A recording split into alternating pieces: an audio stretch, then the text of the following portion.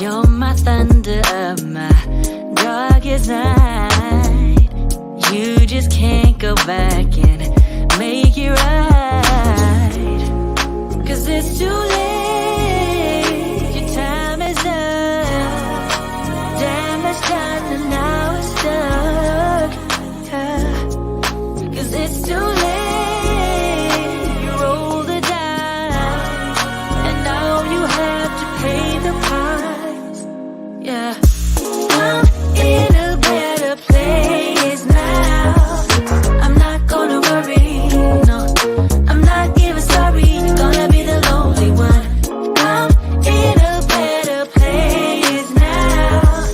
I'm not gonna worry, no, I'm not even sorry. You're gonna be the lonely one.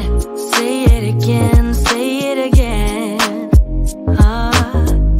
You're saying you feel bad, so say it again. Only you can do that. My heart was open wide.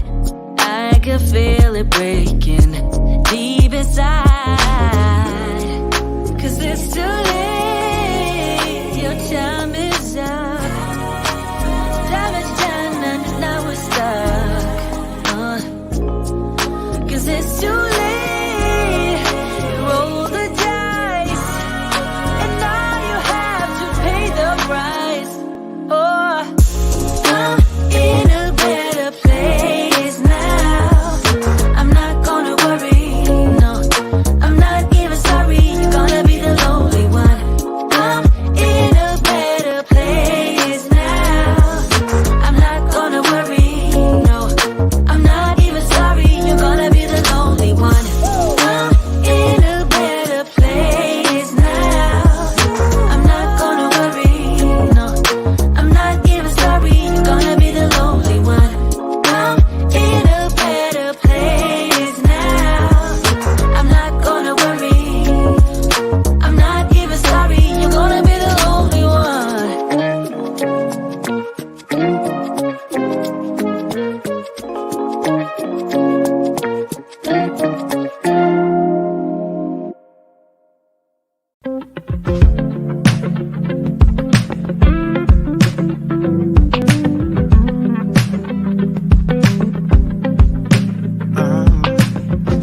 There's nothing that I can say or do, and it seems that words won't change a lot. How can I make it through to you when these silly little words are all that I've got? We can try to just pretend I could hold you once again, 'cause I'm scared of feeling lost tonight. When I wake up, it's you that I think of. It's true, it's so obvious, but I'm holding back because you don't want me like I want you. You don't feel me like I feel you. Oh no. And I must confess that you don't touch me like I touch you. Never blush, baby, when I kiss you, but you don't. And I must confess that I wish I'd find someone new and forget about you. Forget about you. Forget about you. Forget about you. Forget about you.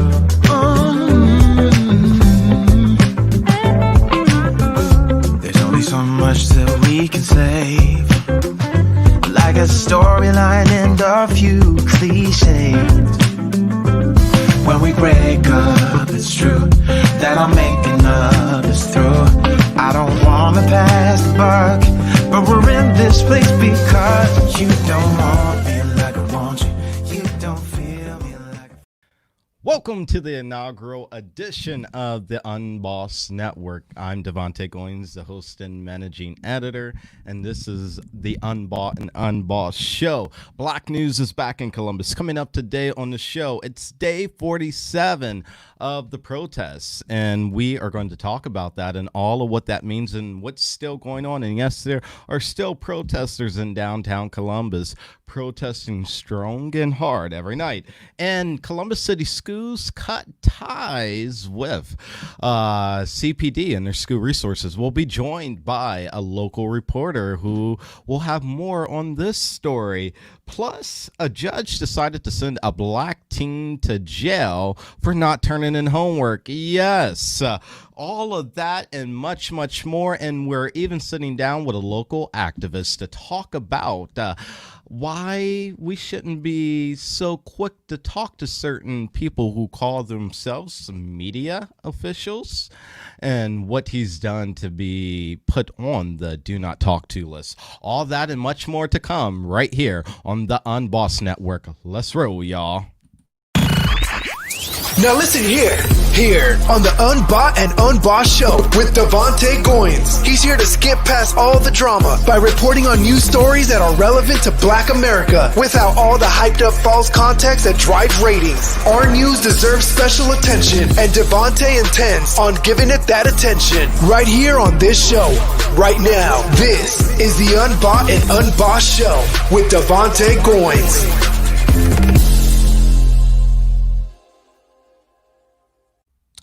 All right, so we begin on this July 15th with a moment of pause, but not just a moment of pause I take at this precise moment. And the reason why I say I take a moment to pause, everybody, is because I, in this moment, am overwhelmed. I'm overwhelmed, and I'm upset with the way that the police department has decided to respond in the wake of the George Floyd killing. I have been on the ground since day one. Myself and my team, you'll meet some of the team throughout this broadcast. We've been on the scene downtown since night one, and the Columbus Police Department, they continue to assault protesters for no reason. They continue to beat them for no reason, and it's caught on video. And when you take it to them to ask why they're doing it, they simply give no response because they simply feel that they are entitled.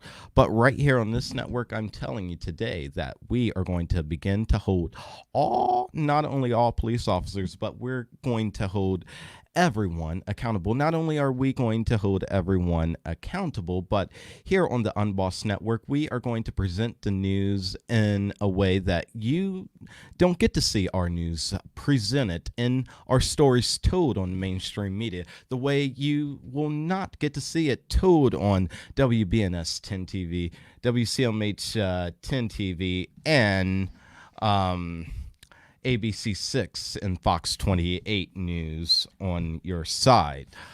Also, not only are we going to do that, we are going to talk with the people who look like us. Not only are we going to talk to the people who look like us to get the real story, but we are going to be on the scene when nobody else is on the scene.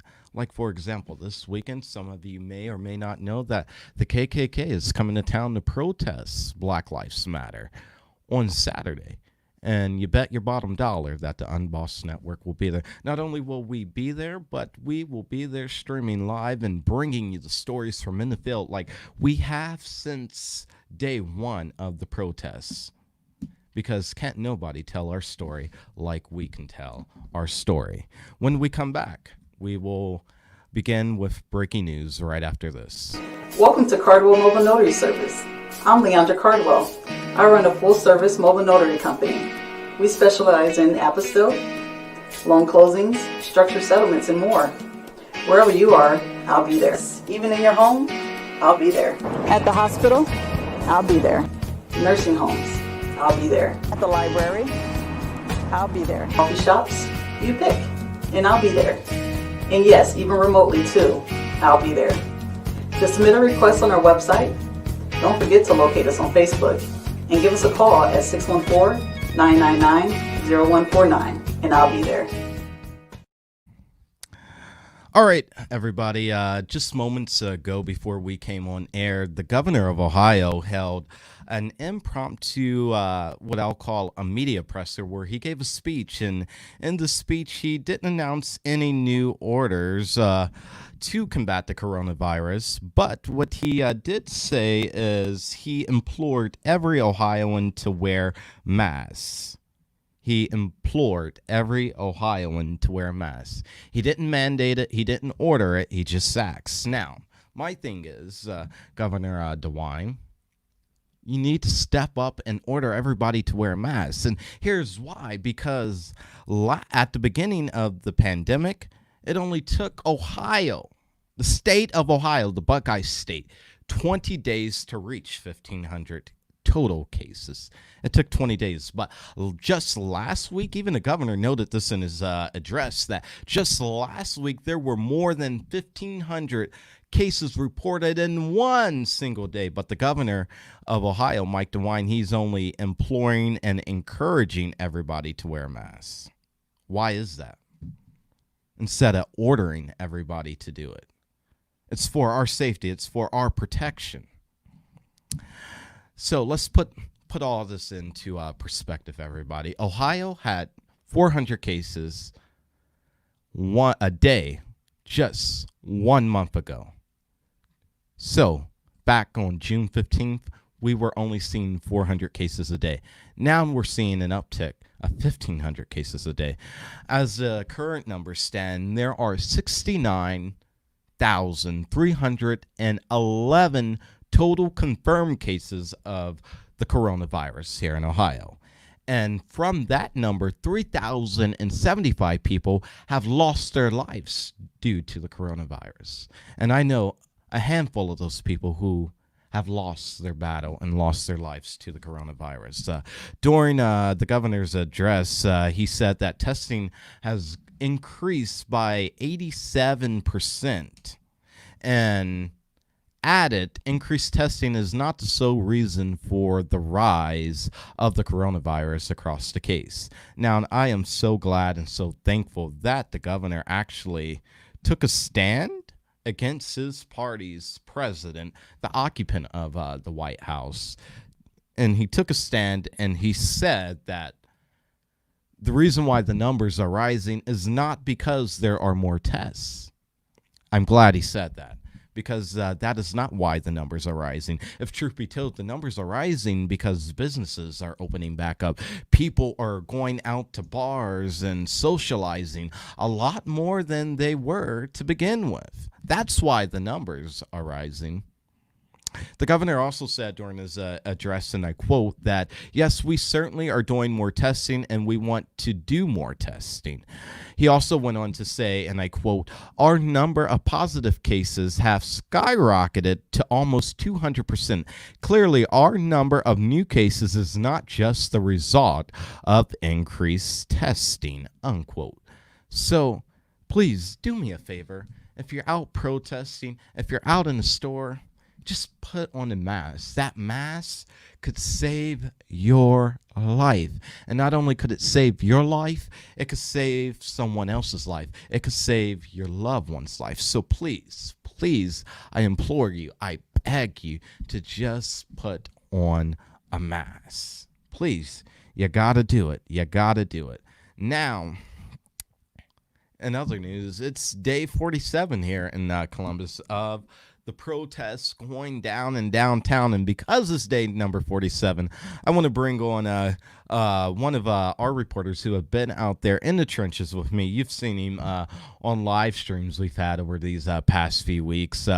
Kwesi Lowe here in just a few seconds. But prior to us doing this, it looks like he has finally decided to settle down and to get into a seat. Kwesi, what's up, man? All right, it doesn't look like Kwesi could hear me at all, so we're just going to keep right on the moving while he figures out what's going on with his camera. But since it is day 47, there has been a lot going on. So, yeah, we can hear you now, Kwesi. You got to get on board with us. Psych, I'm just messing around with you, man. Hey, so tell us about... a lot of the things that you have seen, and what it's like to be down there in the trenches down in downtown Columbus.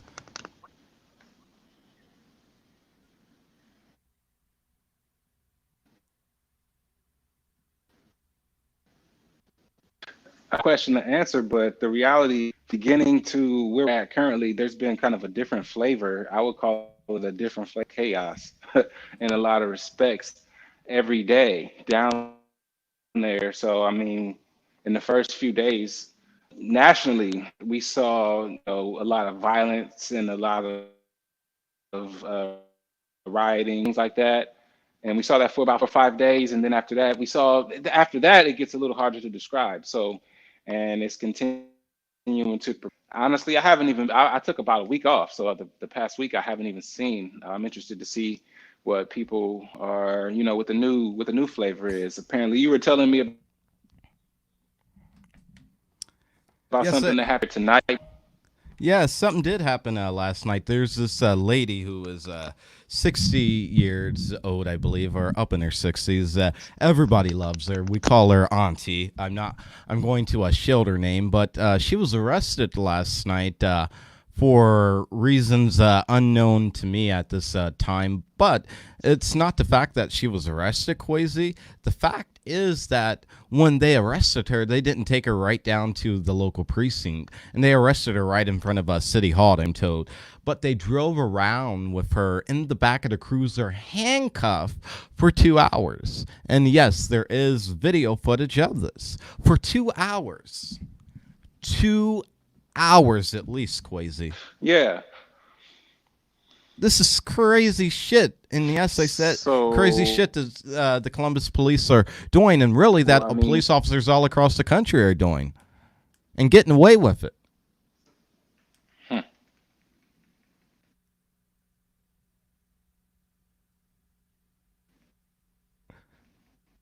sounds And pretty. since, So you're telling me that people actually? You were telling me earlier that footage of this. yes, there is footage of it. We'll have to share it out on our page. There was uh, an activist who has I would love to see that. basically become the what I'll call the people's journalist named people's reporter named Bubbles West. We tried to get him on book him on the show tonight, but his schedule wouldn't allow it. But we will be having Bubbles on here in the not too distant future. But Bubbles, he managed to capture video footage of this, and he posted it on Facebook and in a post. What time codes on it from the time when she was arrested to when not only was she arrested to them making circles around the city, around downtown Columbus with her. It was the same cruiser. 2 hours later, the cruiser number 9011. And this is crazy, man. Crazy. Something needs to be done. And at the same time, while that was going on just 2 days ago. Hearing you in real time, I'm getting kind of a yeah.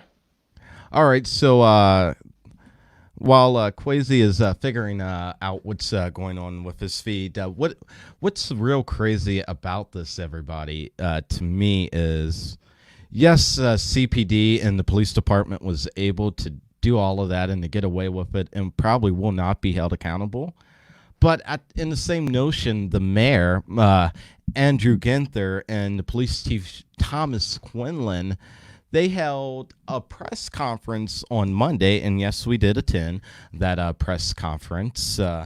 And we got footage and things like that. But it was really nothing new to report. So we didn't bring you, and we probably won't bring you any of that footage because it's no way we could kind of tell the story in a different way that you haven't already heard it on mainstream media. But they held a press conference to talk about what they were doing to combat the gun violence. And the mayor said that the public enemy number one here in the city was illegal guns. Now, I happen to agree with him there, but my agreement with him there doesn't come without some critical thoughts if you see where I'm going. And the reason why I have some critical thoughts and words for the chief, and I could have interviewed them one-on-one, but it was really no reason to interview them one-on-one because they were just going to spout off the same BS. BS that they had spouted off during the press conference. But not just that, the critical things I have against them and their whole plan, because they really didn't have a plan, if you see where I'm getting at, during this press conference. When I asked them, and I've had the opportunity to ask them, one moment, everybody,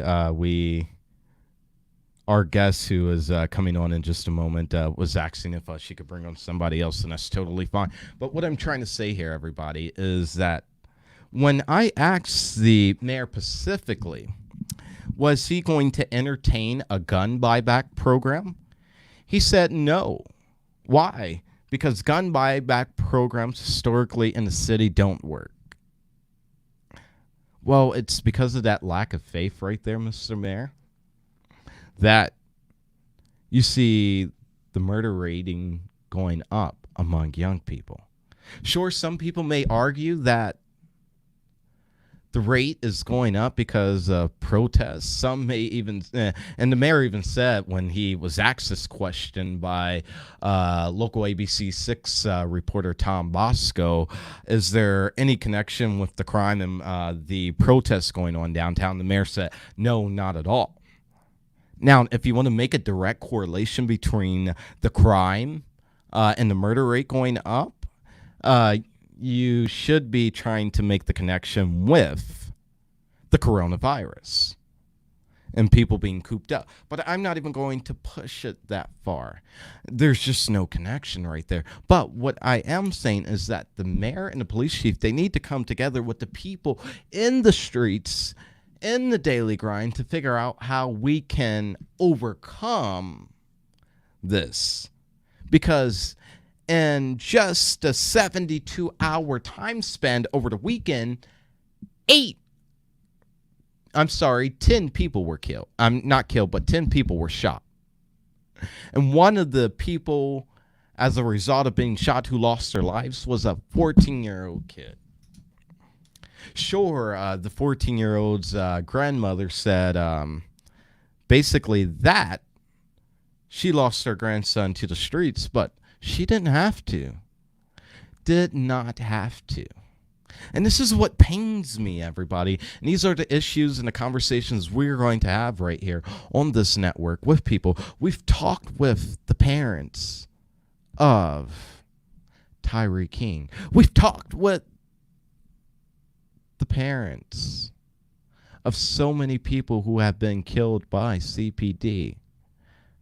But what we're going to talk about later today is a story, yes, that should be localized, but a story that's just not getting enough attention. And that is Breonna Taylor's murderers, who are police officers, still sit out there free. But not only do they sit out there free, they had the audacity, while people were protesting peacefully yesterday in Louisiana, Kentucky. I'm sorry, not Louisiana, Kentucky, Jesus. Louisville, Kentucky. They had the audacity to arrest 87 of them. 87 protesters. But I'm going to save my anger, my outrage for that until we cover that story. We're going to take a quick pause right here, and we'll be right back after this. Don't touch that dial.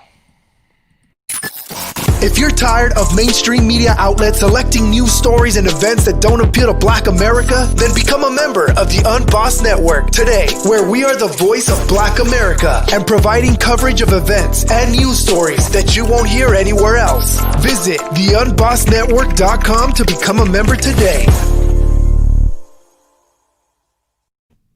So everybody, I need you all to do me a favor, and I need you to head to that website address scrolling at the bottom of your screen and to become a member of the Unbossed Network, of the Unbought and Unbossed fan club. And the reason why I need you to become a member is because we can't cover our news. We can't be out there in the field and in the trenches if you don't show us some love, if you don't support us. You can support us for as low as 13 cents a day, people. That's $4.19 a month and $50 a year. Let me break it down to you this way. If we get 10,000 of you to join the Unbought and Unbossed fan club, just 10,000 of you to give $50 a year, 10,000. That will fund what we do here for the entire year. But not only will it fund what we do here, what we're fundamentally trying to do here is to give you stories, and to not only give you stories, but to give you the news from our perspective, because you aren't getting that on Channel 4. You aren't getting that on Channel 6, 8, or 10. Right now. And for the heck of it, you aren't getting it on Bounce TV. You aren't getting it not only on Bounce TV, who is supposed to be for us, but you aren't even Radio 1 isn't even covering issues that relate to us. You know, there used to be a time when I was growing up, and I confirmed this by doing some research over the past couple weeks. Back in the 70s and the 80s, what I really loved about local black-owned media is when they said something and that we needed to come together and that we needed to support one another, we all came out and done it. But now there's no black media that does or talks about any of that type of stuff. But we are going to talk about it. We're going to be about it. For some of the older listeners out there and viewers out there, you may understand where I'm coming from. Back in the day, there used to be a radio station called 1580 WVKO. AM Columbus, and on that, and that radio station still exists. It's a gospel radio station, but on that radio station back then, everybody, they had voices like Bill Maud, not only Bill Maud, but they had another guy that we all know and love. He's a big time motivational speaker. They had Les Brown on there. Many of you don't know Les Brown. After he got his start in radio in Florida, he came up to Ohio. And not only did he come up to Ohio, he became a DJ for 1580 WVKO Columbus. And he said some stuff. He was willing to not just say some stuff, but he was willing to push the people to bring the community together to cover our story, our news, the way it should be covered.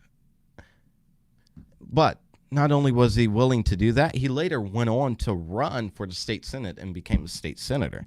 I'm telling you, we just got to get back out there and be supportive of our own. There used to be the call and post. The call and post just doesn't exist anymore, and that's why the Unbossed Network is here. Also, what we're doing on the network is starting here in a couple of weeks. We are going to have other shows coming on board related to business, telling you and highlighting some of the black-owned businesses around the city and bringing on some of those business owners. I just got off of the phone with the host of that show, and it's going to be an amazing show. We have another show starting here in a couple of weeks, too, that's really going to wake you up, shall I say. Wake you up in a sense of making you think about different things. And you know all of these shows and things like that. So just support independent black-owned media, because it is something you ought to do. Because you support 4, 6, and 10. Why can't you support local black-owned media? I'm off my rant. You'll hear me rant about this multiple more times throughout our time together tonight and for the rest of our time while we're here. But that's just how I feel about it. I want to take a quick pause to reset, and when we come back, we are going to be talking with a local activist about why Wolfe is ended up on the wrong side of the streets. I'll put it like that. How's that for a tease? We're back in just a moment. Welcome to Cardwell Mobile Notary Service. I'm Leandra Cardwell. I run a full-service mobile notary company. We specialize in apostille, loan closings, structured settlements, and more. Wherever you are, I'll be there. Even in your home, I'll be there. At the hospital, I'll be there. Nursing homes, I'll be there. At the library, I'll be there. Coffee shops, you pick, and I'll be there. And yes, even remotely too, I'll be there. Just submit a request on our website. Don't forget to locate us on Facebook and give us a call at 614-999-0149, and I'll be there. All right, everybody. So on the show right now, if you can see what's going on behind the scenes, we're trying to work things out with Quezzy here in the studio. Just grab one from out there, man. We do things real raw, and you get the real raw and the ugly right here. And so right now, Quezzy, if you have been watching with us from the beginning, get a smaller chair, man. From out there. he was going to bring in his big executive chair to come sit beside me to the show, but you're going to get the real raw and the ugly of what's going on here. And so it's day 47, as I said, of the protests, but we have some amazing guests on, and I am happy we were able to score and get him on. I didn't think this was going to be possible. So I don't know what happened to Kiara, but hey, Bubbles, how are you doing tonight, man? I'm doing okay. How are you? Can you hear me okay? Yes, I can. So while we're waiting on Kiara, I was telling the audience about what happened to, I'm just going to call her Auntie for sake of protecting her. All right, I'm going to bring Kiara up. And as he's scooting over right here, hey, while just bear with me for a second. Tell us what happened with her, because she was in the back of that cruiser for 2 hours. They arrested her at 11 something, correct? Yeah, they arrested her at 11:48, I believe. I do want to clarify, the video of her arrest is not my video. It's another protester's video. And then the video at around 1:40 is my video. So she was arrested at 11:48 in front of the police station that is by COSI. I believe it's precinct 8. And then we kind of just moved our protest group back to City Hall after a little bit of a standoff with the police.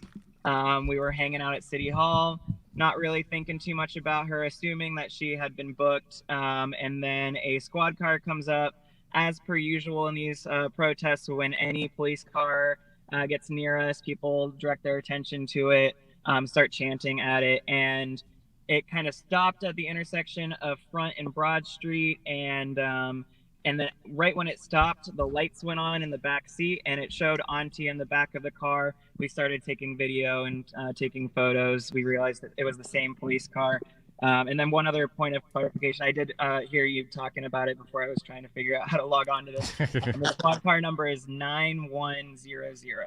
All right, see, I got the numbers wrong, everybody. I had the right numbers, okay. Just in the wrong. When I see 911, it's never a good thing, not even on a police cruiser. I'm just going to put that out there. So, right. Well, thank you for that clarification, Kiara. So, walk us through who this Wolfe guy is. Not just who this Wolfe guy is. How did he end up on the wrong side of the table, so to speak, or the street? Well, essentially from being a wolf in sheep's clothing. So we noticed from day one, in the beginning of the protest, we would see him a lot. He was running for Black Freedom and filming and doing things for Limitless Video. But then it started becoming problematic. He was starting to shout down protesters at the events, instigating with the cops, but then sucking up to the cops when people weren't paying attention.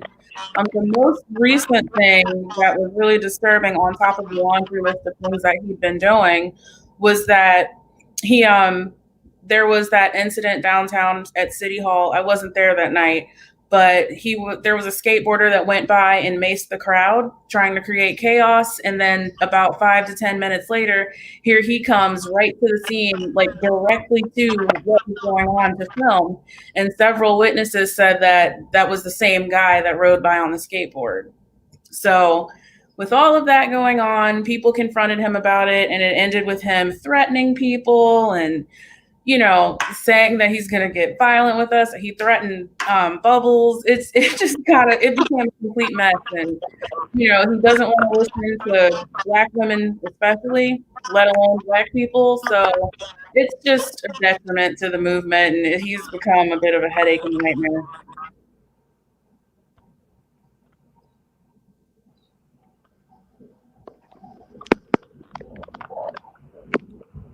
Oh, wait, I can't hear your audio. I think you might be. Oh, I'm muted. sorry. So, yes, he has become a bit of a pain to us, and I sort of went down a rabbit hole on Monday with trying to find out more information about him. And as I went down this rabbit hole, I noticed that he stopped broadcasting on Facebook and he started broadcasting exclusively on Periscope. And as I went down, I through his Periscope page, I didn't watch all of his videos. I watched literally like 10 videos for 30 seconds.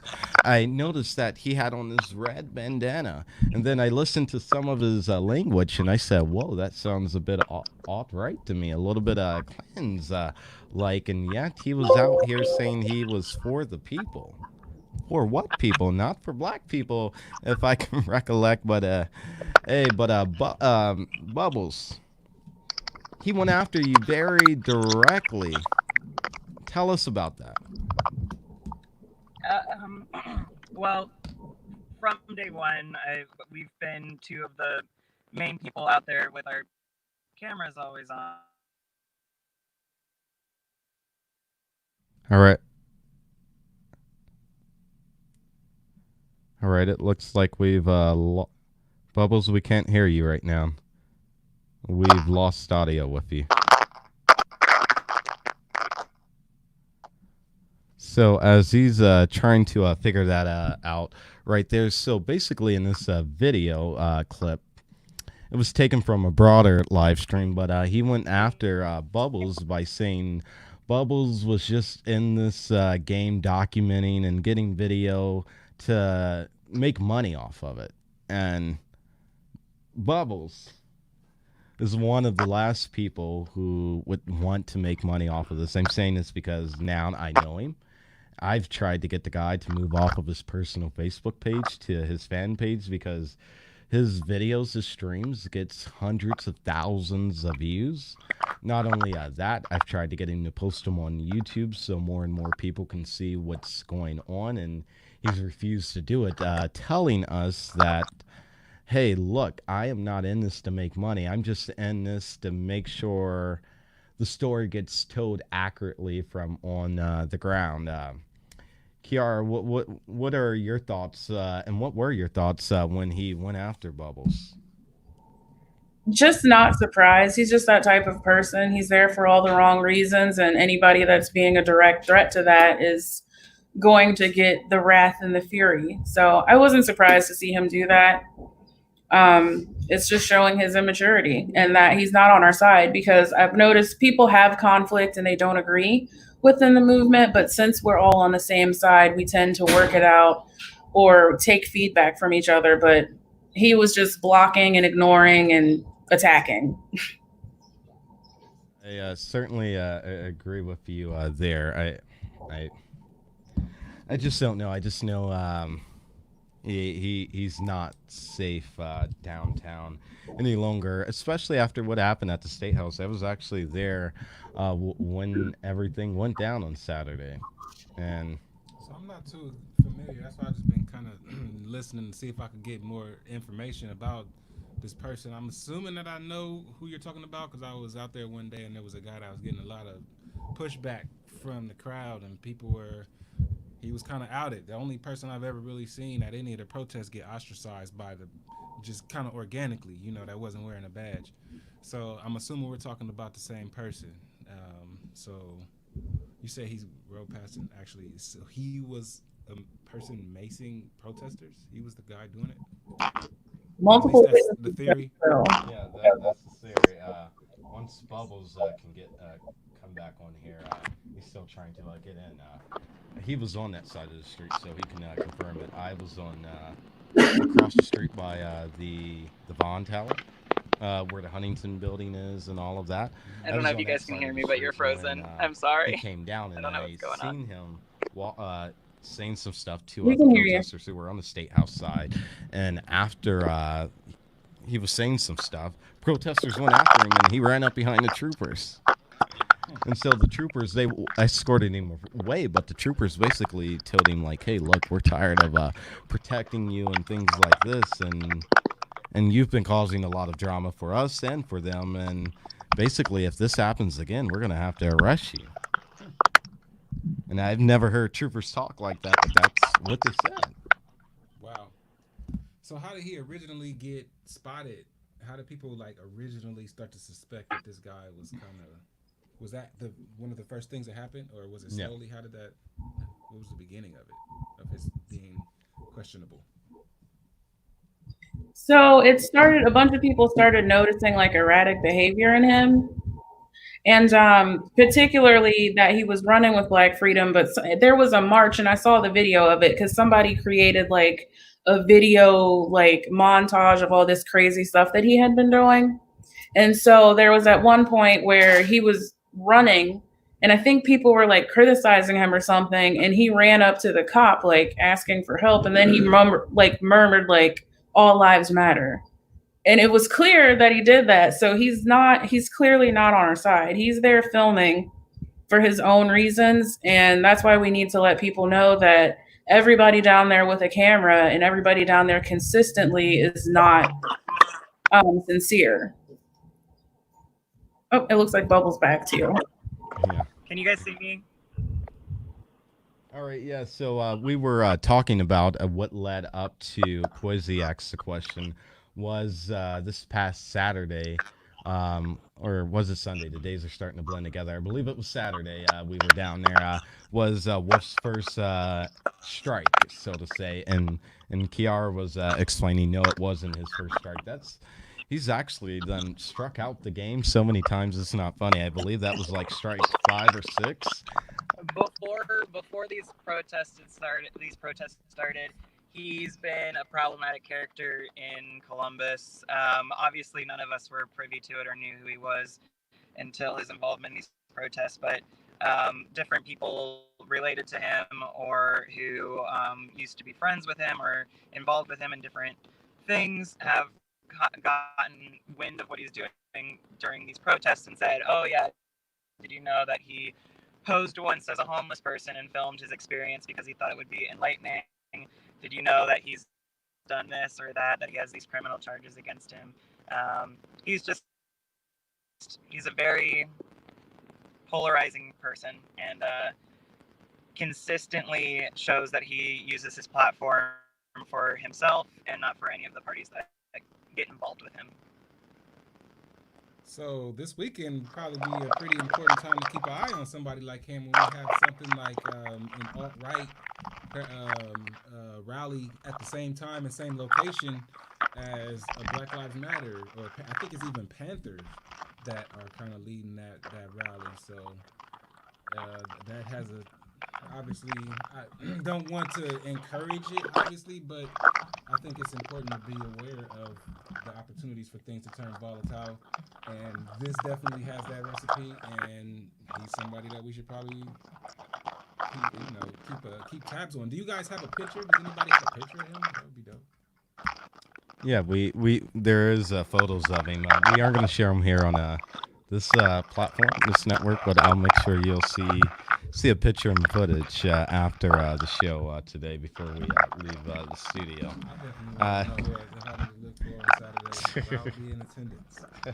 Yeah, and the reason why we aren't going to share the photo is, and the video footage, is because it's widely available out there. If you go look on Bubbles' page, my page, I've shared it, Kiara's page in groups.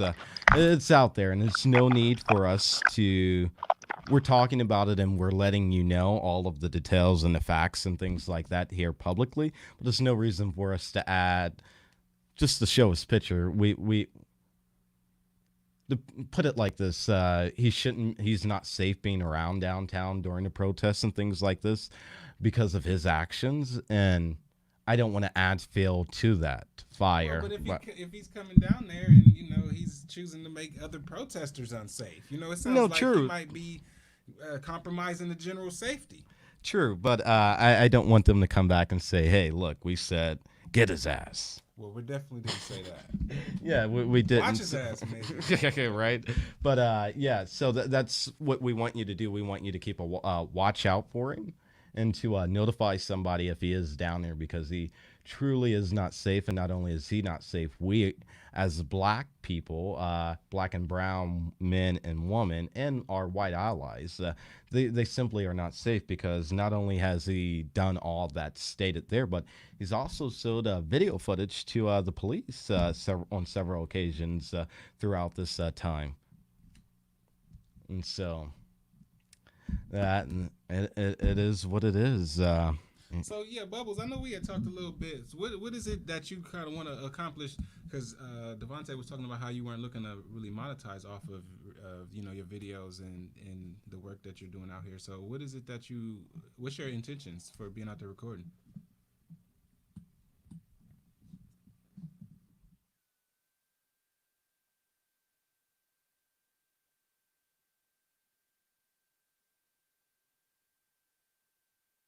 Hey, you have yourself muted, Bubbles, so we can't hear you talking.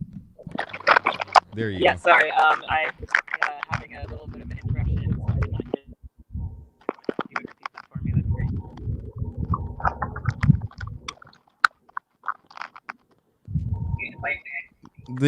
We're having trouble hearing you, but what Quasi acts is, since you aren't looking to monetize off of any of the live streams you're putting out there and things like that, and the information that you're sharing, what is it that you're hoping to get from this whole experience and things like this, and how can independent outlets such as the Unbossed Network, Matter News, and other independent outlets out there help someone like you?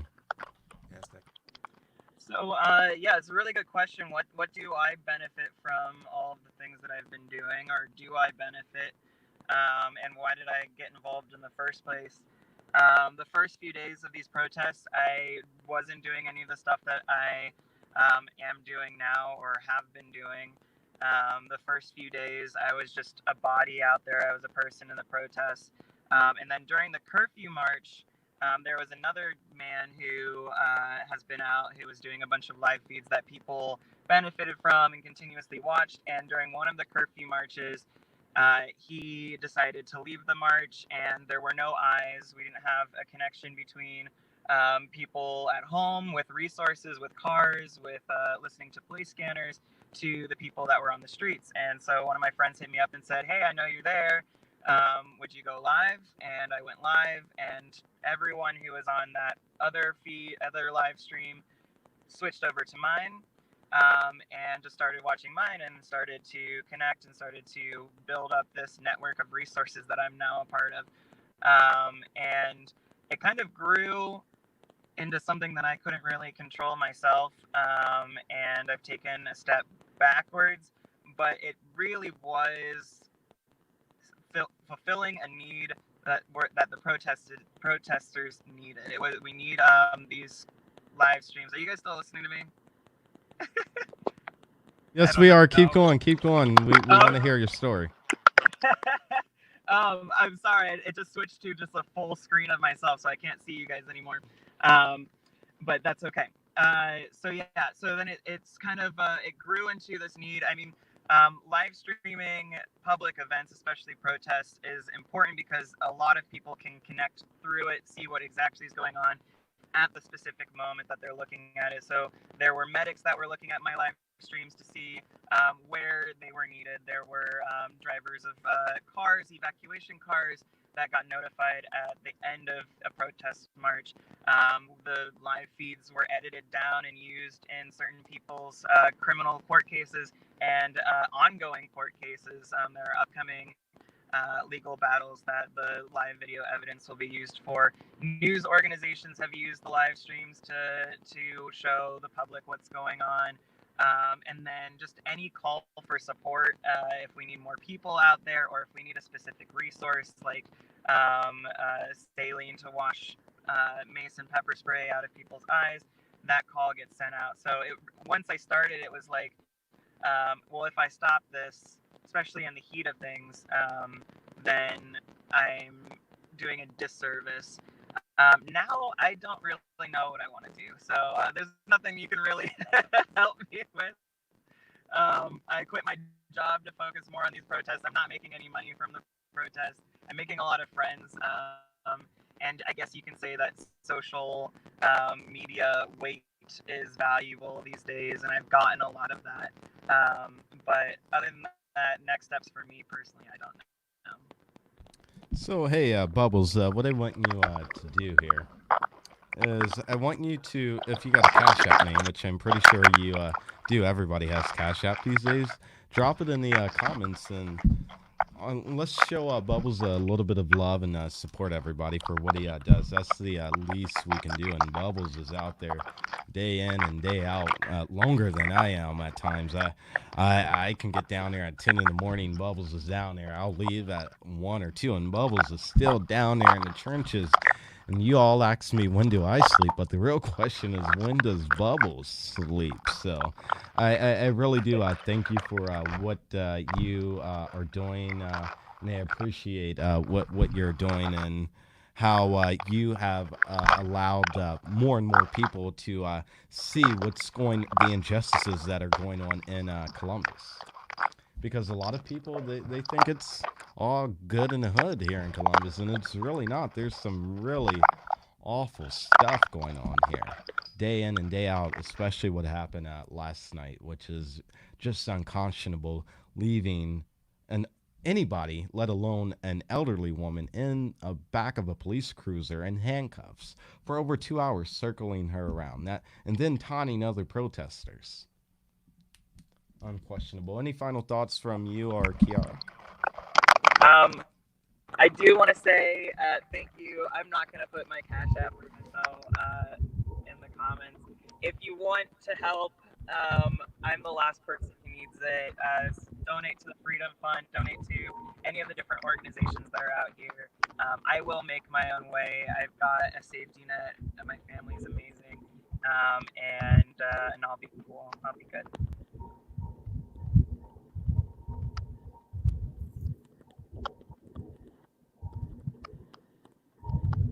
Any final thoughts, Kiara? Just for everybody to be very safe and vigilant down there. I know things have the potential of getting tense on Saturday, so if you choose to go down there, just be aware, keep your eyes open, be safe, look out for each other, and just don't fall under the assumption that everybody down there is for or against you. So just stay woke. Definitely stay woke, stay safe, and please, for the love of God, wear a damn mask, because you're protecting yourself and protecting everybody else that is down there. Thank you, too, for joining us. We'll have to have you back. Kiara, we'll have to have you back sometime soon to dispel and explain to us the difference in all these organizations, from the Millennial Movement to the Columbus Freedom Front, the Black Freedom, to I swear in the last 8 weeks, I love it, but there's like 10 different organizations. Who are they? What do they do? And we have to have that bigger conversation at some point soon. I'm with it. Sure. All right. Hey. Thank you too. Well, we're back. We'll be back right after this, everybody. If you're tired of mainstream media outlets selecting news stories and events that don't appeal to Black America, then become a member of the Unbossed Network today, where we are the voice of Black America and providing coverage of events and news stories that you won't hear anywhere else. Visit theunbossednetwork.com to become a member today. So, everybody, you heard me mention, sorry for hitting the mic, you heard me mention earlier at the top during my opening monologue about Breonna Taylor. We're going to get to that story of Breonna Taylor in just a moment, but things are moving very expeditiously fast right here. So we have freelancing and contributor to Matter News, Eddie Driscoll, here live with me and Kwesi on the Unbossed Network right now, and to talk about the bigger story to Columbus City Schools cutting ties with the Columbus Police Department. But not only did Columbus City Schools decide to cut their ties with the Columbus Police Department, but the Ohio State University cut their ties with them as well. How are you doing, Eddie? Can you hear us? All right, there we go. We can hear you now.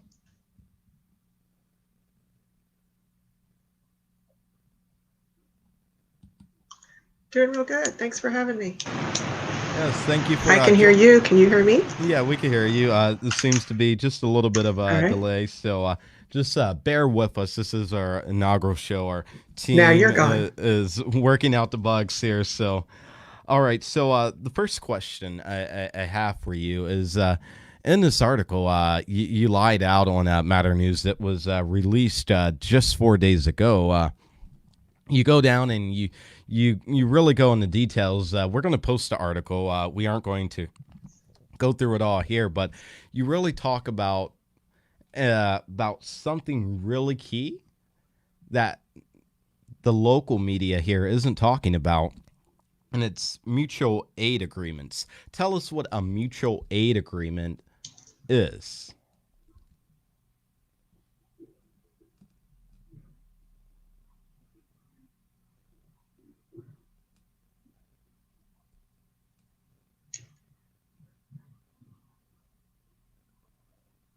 Well, it's a little bit what it sounds like. It's two police departments that get together and they decide to be mutually beneficial to each other. Most of the time, these agreements don't have any payments going back and forth. They just do things for each other. Yeah, and in a lot of, if not a lot, most of the suburban townships and cities have mutual aid agreements with the Columbus Police Department or Columbus Division of Police, whichever you choose to call them. You were just telling me that just a few days ago that CPD was almost called into Worthington, but someone in the rank and file of the Worthington Police Department had to step in and say, no, CPD, you are not going to invade the city of Worthington. We can handle our own issues with the protesters and things that are going on.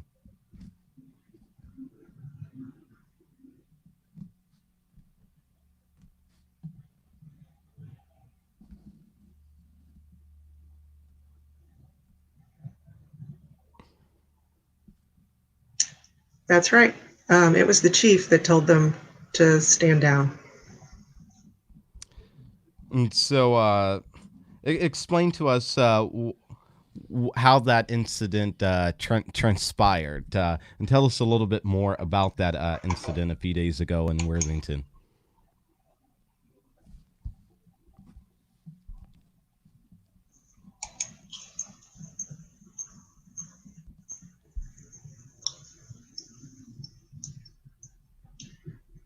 There was a protest of students in Worthington. They were protesting the presence of the police in the schools, and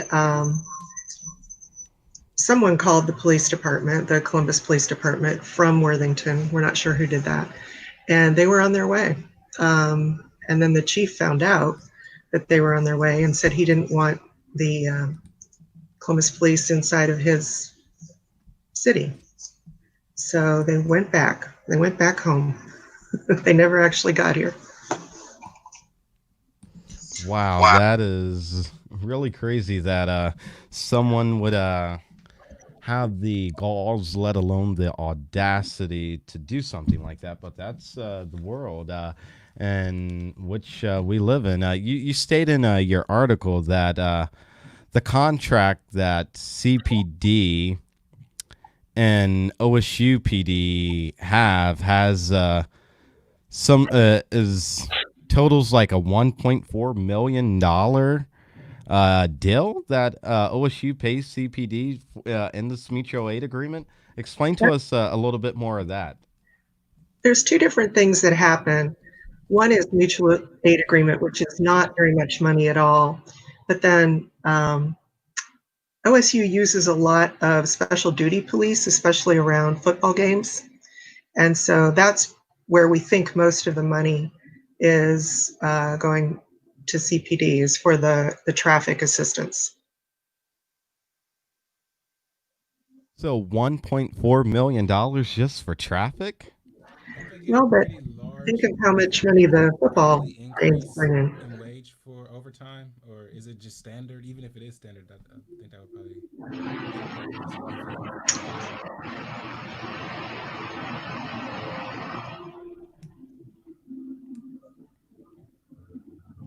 You weren't on the mic there.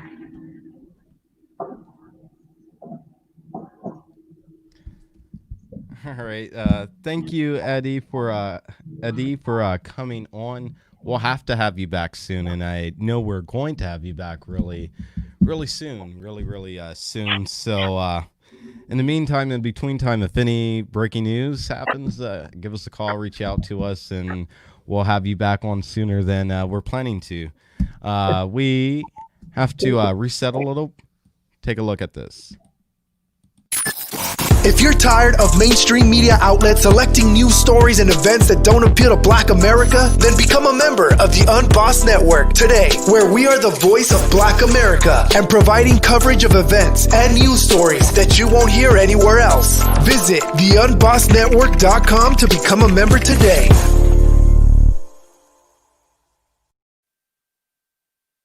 All right, folks. So, as you can see, we're dealing with delay issues. We're trying to work that all out. We'll have it all ironed out and everything for you in these next coming days as we move through this. But a story I really want to get to and focus on and speak about and is really this, because I'm really upset and bothered by this, and it is that Breonna Taylor's murderers, yes, I said murderers, are still free while people who are out there in these streets protesting for her murderers to be arrested and brought to justice are being arrested. Yesterday, 87 people were arrested, and they weren't just arrested for protesting, say her name, Breonna Taylor, but they were charged with a felony. Now, for those of you that don't understand what a felony is, just know this. At its core, if you have a felony on your record, you're pretty much screwed for life, right? Absolutely. There's no better way to put it. It's really wild, and when you think about what's going on in Louisville, there's so many dynamics to what's happening there. There's been like several people shot at protests. Mm-hmm. So, I mean, that's one of those places where like your racism is kind of right out in your face. But then it's also relatively north, you know? I mean, that's not as south as like deep Mississippi, but it's still south. You know, I actually just got back from Kentucky, and, you know, I got a lot of family down there. I was in Lexington, which is a couple hours, well, about an hour outside of Louisville. It's a smaller city, slower pace. I would say Louisville is probably more close, like, to Columbus as far as population-wise, and maybe even pace of the city. So when you see all of those things going on, and then you see the fact that Breonna Taylor's killers haven't been even charged. In fact, the one officer was just fired only a few weeks ago, and this happened a few months ago. So, and then we see there's violence already at protests. So this is like it's a powder keg, you know? They still haven't been charged. gonna do? You know, Right. what's the appropriate response to being ignored when you're asking for your life to be valued? You know, the CBS news article that we're looking at right now says protesters were demonstrating on the lawn of Kentucky Attorney General Daniel Cameron, who's a Republican, by the way, that charges were to be filed against the cops responsible for Taylor's death back in March. Now, let me tell you this. Breonna Taylor has been gone 100 days. Brother George Floyd has been gone almost 60 days, but his killers were finally arrested. I won't say brought to justice, but they were finally arrested. So my thing is, it goes back to this whole sexist conversation we have to have. So for a black man who was killed by officers, it's all right to arrest them within a few weeks. But when a black woman, mind you, that black woman was a paramedic. Not only was she a paramedic and out there saving lives and all of that, EMT, she was just all around a good person. You think that that's at the root of that's where that disparity stems from? Is it's a sexist? It's also a sexist conversation as well as a racist conversation about racism. I don't know, but it's a conversation that needs to be had that nobody's having right now. Because if we're just taking the facts as they merely are, man. That's interesting. I read this article actually a few hours ago, earlier today. It was about. It's a few years old. It was from 2017. It called Black Men, the White People of Black People. And when I read the title, I was like, that sounds kind of offensive. But then I said, I guess I'm going to go ahead and read it because, you know, I want to be open-minded. And I want to be, one of the things that's important to me in my journey with self-growth and development is to be honest with myself about my blind spots and the areas where I need to grow. So let me read this article with an open mind. Not be defensive. I read the article. It was actually highlighting some interesting things. Still think it's important to be aware of like outside narratives creating division in our movement, and things like that could be potentially divisive. But I do think that there are levels of this conversation of race and sex, and there are a lot of intersections in this conversation that aren't being had. I was thinking about this as well earlier today. I think we're at a place now where we need to just start to list our transgressions, like with the United States, maybe even with each other as black men and women I'm talking about, maybe even with each other, and just express ourselves and not compare. That's the part that I feel like where we get stagnant is where it's almost like they call it the oppression Olympics. Everybody wants that gold medal, and it's like, it's not a competition. It's different flavors of oppression that we all experience, and sometimes we oppress each other. I follow you, but you still... What bothers me is that the Attorney General, he had the audacity and the galls to say, and I quote, that this is not acceptable and only serves to further division and tension within our community. Justice is not achieved by trespassing on private property and is not achieved through escalation. And it's definitely not achieved by sitting around and waiting. I think it's also crazy that it says each person was charged with intimidating a participant in a legal process. But they were out there because they're saying, y'all killing us, and that shit is scary. Yes, it is. But not only that, what gets me is justice is not achieved by trespassing on private property. But with a no-knock warrant, isn't that what they did? Trespass? Wow. When they killed her? Isn't that what they did? That was they trespassed their... Isn't that what your people who are supposed to protect and serve, isn't that what they did? They trespassed. Observation, sir. But I think it's worth noting that Tamika Mowry and a bunch of other celebrities, they were also arrested. I saw that. That's. What do you think about that? Is it a publicity stunt? Or what No, even, no, why were they in Louisville at a protest? Tamika Mowry, I could tell you, she was down there and she was actually live streaming for Roland Martin. She did earlier in the day during the protests an almost 2 hour live stream on the Roland Martin platform showing what was going on. I didn't, and there were a ton of people down there. I didn't see all the celebrities or whatever, but Tamika Mowry, she's always in the trenches fighting wherever she can. Was it a publicity stunt for them? No, no, it wasn't. I mean, hell, if I knew that the rally was going on down there, I would have been down there too on their yard. What some of you may not realize is that at a certain hour, I take off my reporter hat, and this weekend I did it too. I took off my reporter hat and off my reporter and journalist clothes and media credentials, took all that off, and I was just Batman cape. right, the Batman cape, and I was just down there with the protesters protesting because I'm sick and I am tired and I'm not satisfied that police officers can do whatever the hell they want and get away with it. I'm sick and I'm tired of it. I'm sick and I'm tired. They do whatever the hell they want and get away with it. They can murder us.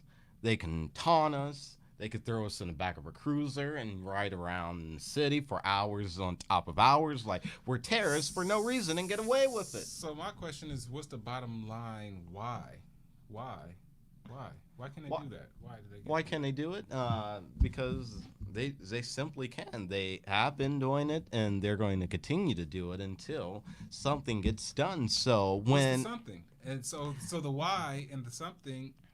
Wait, yeah, and I was getting to that. And so what the something that needs to be done is an overwhelming and overhauling police reform.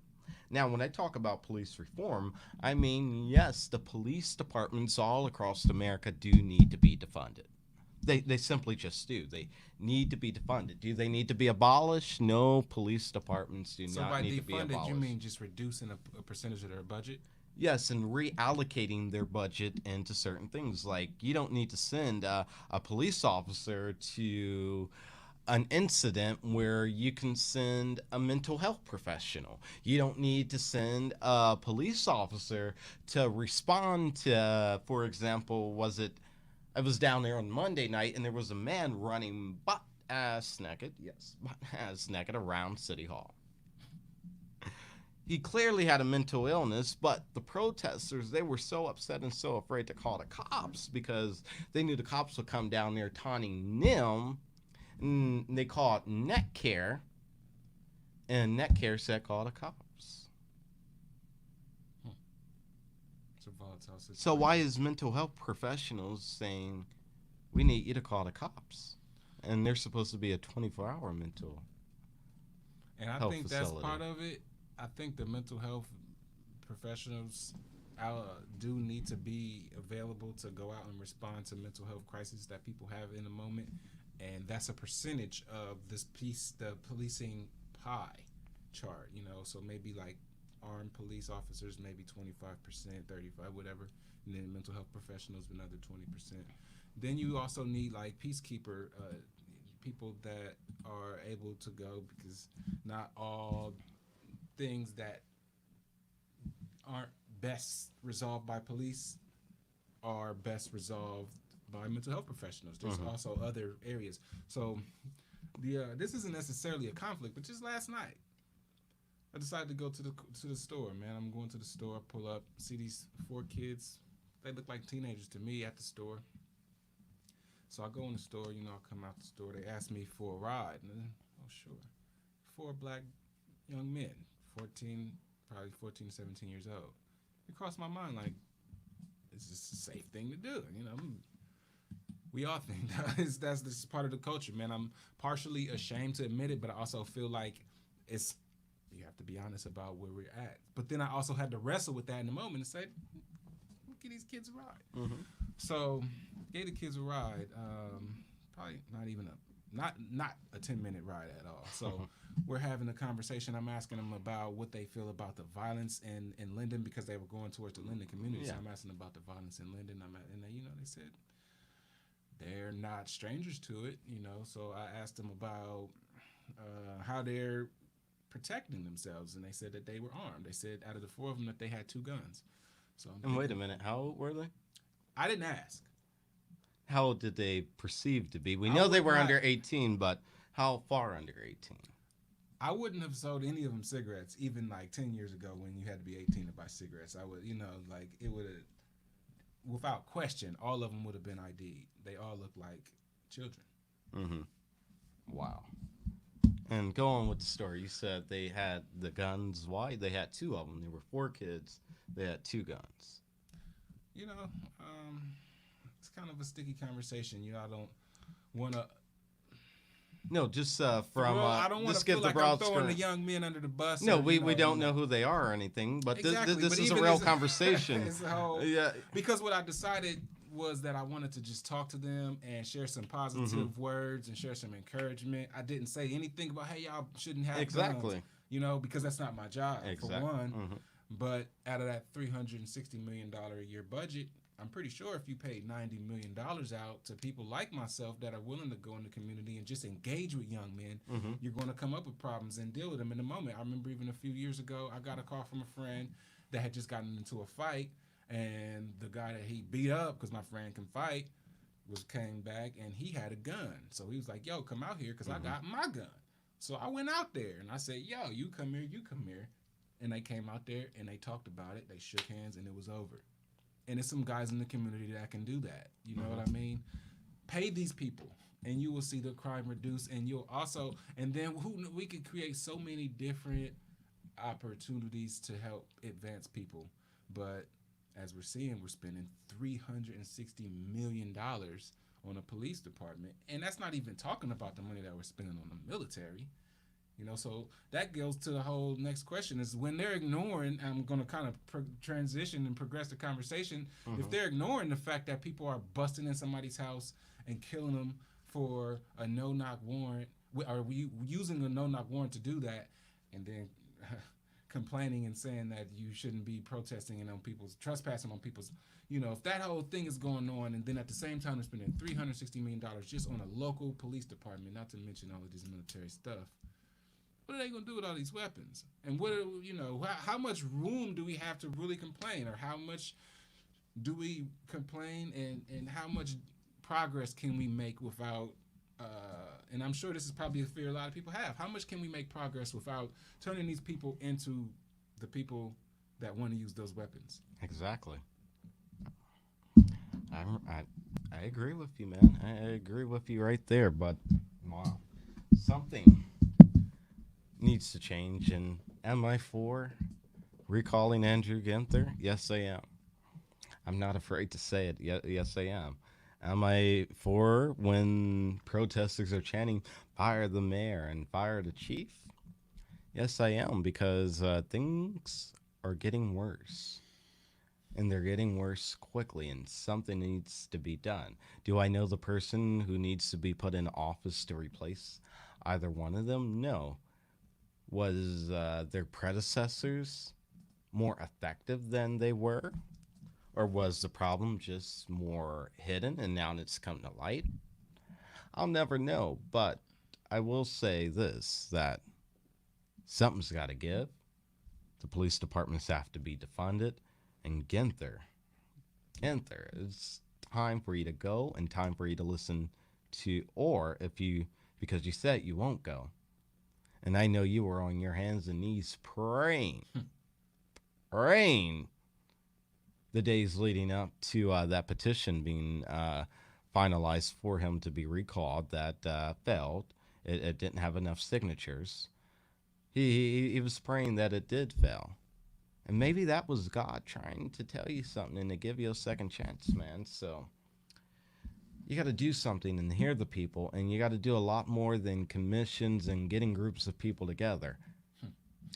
Action. It's time to take action. Let's switch lanes here really quick. Let's switch from Breonna Taylor to brother George Floyd.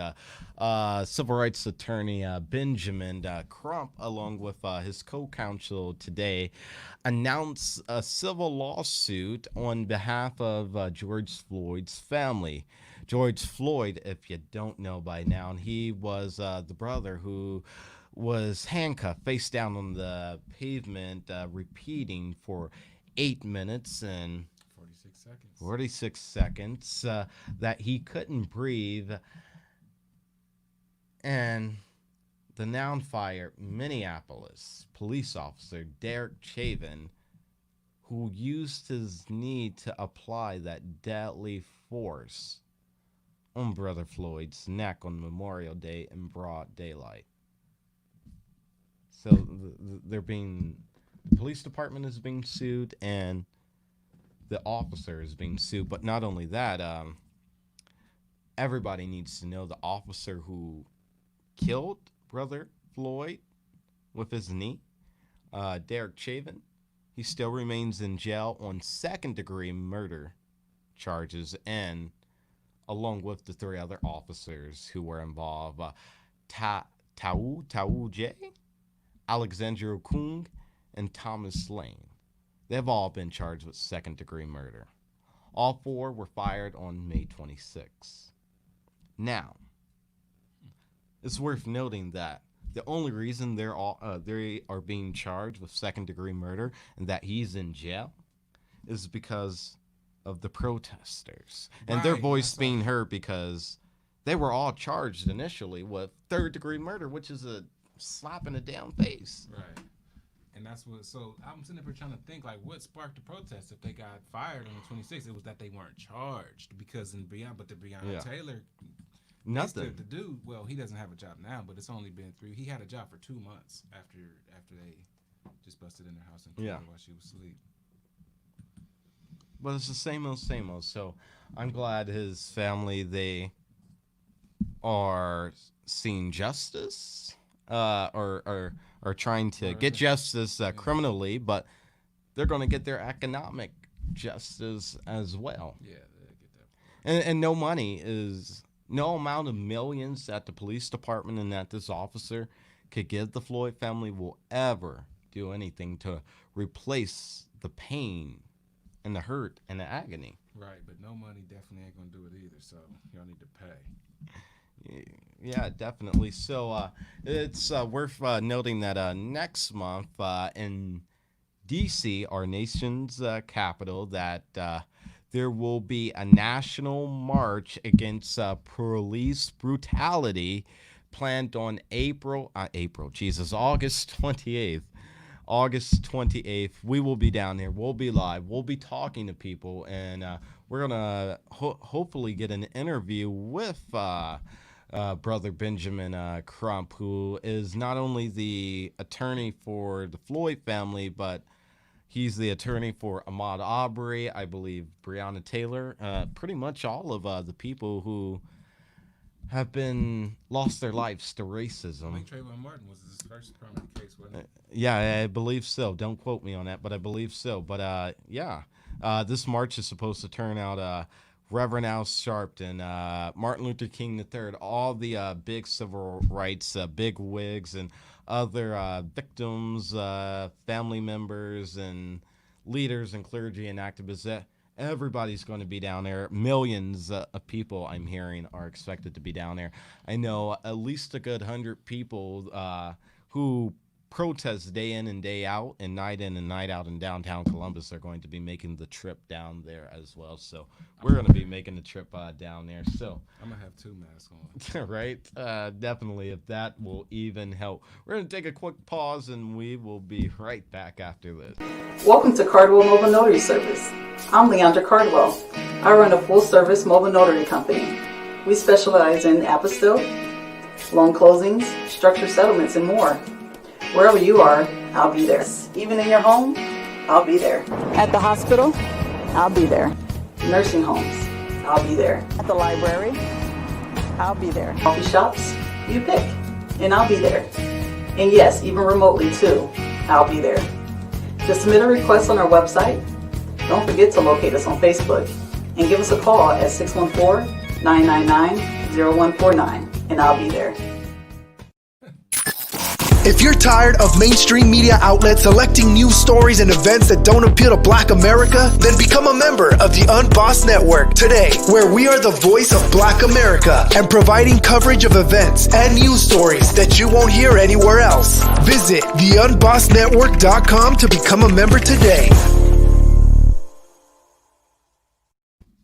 So, when COVID-19 first reached the United States, we here in Black America, we already knew it would be disproportionately affected in how it hit us. I'm just putting it out there. Now, even with new measures in place to protect citizens' health, the old remnants of some systematic racism are creeping in, man. They're just creeping in.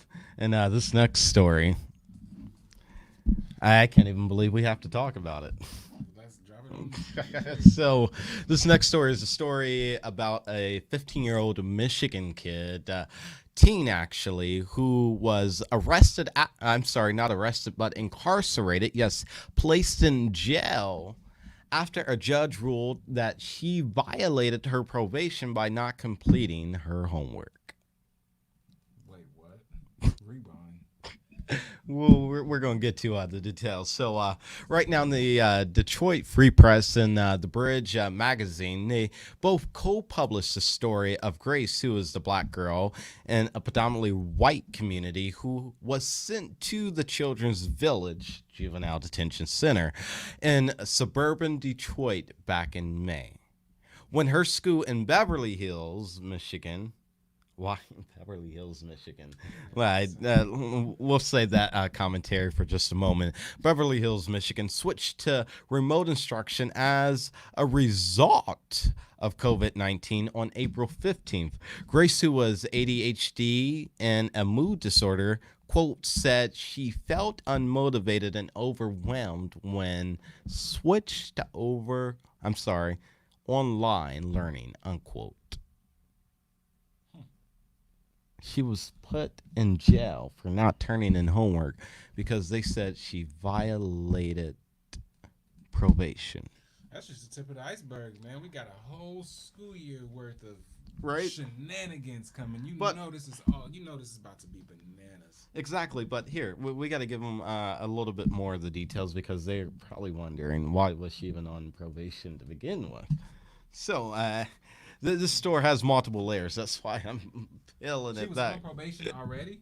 Yeah, she was on probation already. So Grace here, who's the teenager who we're talking about, had been charged with larceny and assault as a result of incidents that occurred as far back as when she was 13 years old. So that's why she was on probation. Mm-hmm. Now, I'm looking up larceny. Larceny. Look that up. I'm not going to tell you what it is. I'm going to allow Quasi to look it up and tell you. I already know what it is, but figure it. That's a brand of whiskey. No, you got the wrong larceny. Okay, there we go. Yeah, tell him. Theft of personal property. Exactly. 13 being charged with an adult crime. But I'm just going to leave that right there because we don't know the details. But we do know that Ashley Bishop, who was Grace's caseworker, she conducted a court hearing back on April 21st via Zoom because COVID was going on, via Zoom. And as this was all going on and they're in court, the judge said she thought Grace would be best served by getting mental health and anger management treatment in a residential facility. Now, keep in mind all of these dates. April 15th, her school goes to online learning, virtual school, because because of COVID-19. Now, let's move this a little forward. April 21st, so not even a week later, April 21st, she is in court via Zoom, And the judge is saying she would be best treated in a residential facility. Now, the prosecutor just so happened to agree. And Grace, yes, I know we said she lives in Beverly Hills, Michigan, in the suburban part of Detroit, man. I know we said she lives there, but her court-appointed attorney argued that she should be given probation because she had committed no new offenses because of the risks of COVID-19 in facilities and being in close things. Now, let's just skip through the rest of this mundane stuff because this is got too many legs, so to say. So, Grace didn't turn in her homework basically for a couple weeks. Mm-hmm. Grace said back on April 15th that she felt overwhelmed. And she had ADHD and a mood disorder. We already knew that. So tell me, why was Grace sentenced to go to jail, basically juvenile detention center, despite COVID, despite the judge saying, I'm not going to say I'm just going to put you on probation, despite all of this, all because she wouldn't turn in homework? Isn't that the problem with what's going on in America? Not just in America, and what's going on in the world? People are in jail for the wrong reasons when they should really be receiving mental health treatment. And she was only sent to jail because she didn't submit homework. What did they say what she was charged with? When she was sent to jail, violating probation. By not doing her homework. By not doing her homework. What the hell is the matter with that picture? Yeah, that's mind-boggling. Exactly. I'm actually speechless. I'm honestly speechless. How did? Because I always go back to the same thing, man. You know, it almost seems like we're being antagonized. Like I'm looking for Ashton Kutcher. All right. Am I being punked? Like you can't just do that. You can't send little girls to jail for not doing their homework. But yet they can. But yet expect they are. the wrath of God eventually, or the wrath of. For not doing homework, and they're considering that a violation of probation. But Mike's thing is, she lived in the suburbs of Detroit, in Beverly Hills, Michigan. I'm going to continue to say that. Had she been a white girl with the same charges and the facts still remaining as if they were, would she have been sent to jail? Of course not. No, exactly. I mean, yeah, of course not. And then we wonder why. And then even though this didn't happen in Columbus, then we have folk like Mayor Ginther, who wants to say that we have a problem. Yes, we do have a problem. The problem is we need criminal justice reform. That's the problem. And brother, I'm going to keep saying the same thing. We're not going to get reform until we collectively have a strong enough voice to demand reform. That is the crux. That is what's going to separate reform from not reform. It's not going to be because the people that were asking for reform suddenly soften up and realize the folly in their ways and that they should be kinder, gentler leaders. It's going to be because we put fire under their ass, because we turn out to vote. It's going to be not that we just vote on the fringes or not that we vote blindly, but once we really understand the power of our vote and leverage it, and to be quite honest with you, there are other ways outside of the ballot to get those things done. Exactly, but it has to start at the ballot box. It has to start in our hearts. Exactly. Yeah. We have to be in it to win it. Yeah, not only that, but it starts with people like me and you on outlets and platforms like this having these real conversations, because if we're being honest, I could pull any one person off the street outside of our studio right here, not even minutes away from downtown Columbus, and they not know anything about why it's important to vote, or they may not be registered, or whatever the case may be. They may not even be hearing conversations like this. the real raw and ugly. They only know what they see on mainstream media. And they don't get the opportunities. And that's why I really want to thank you for this idea. I want to thank the heavens and, just thank the fact that, whatever forces are at play in life, when you move towards something, it moves back to you, man. The way that Devontae and I got connected was because we both saw the necessity to tell a story from our perspective. And we both have our own, we've been doing it in our own ways, and it only made sense for us to figure out how we could do that together, collectively, because that's the whole conversation that we're having, is collective movements, people that have been doing things, coming together and doing them better. And that ultimately goes back to, I can't remember where I was having this conversation, but the necessity of institutions. And this media platform is just one form of institution that we're creating, but people don't wield power on their own. They wield power together. And when you create something that outlasts any individual, then you've created something that can really feed the people. The problem is in Columbus and probably nationally is that a lot of these institutions don't necessarily serve the people. Exactly. Like you were saying, we got a lot to investigate. We got a lot of things going on in Columbus. We got a lot of movements that I'm curious to find out about. We got a lot to report, brother. Yeah, we got a lot of stories to tell, given being the voice for a community and being the outlet to where they can tell their story. We are all out of time for today, but we aren't going anywhere. I'll be right back because I want to thank you and have some final words with you, and Kwesi has to run. We'll be right back in just a moment.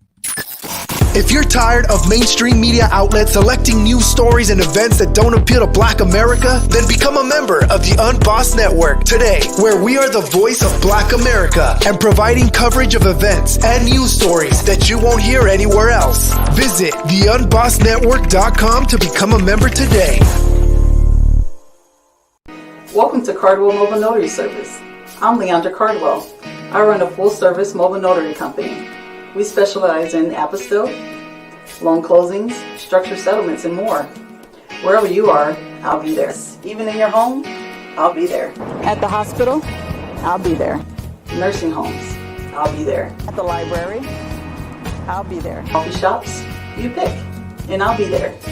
And yes, even remotely too, I'll be there.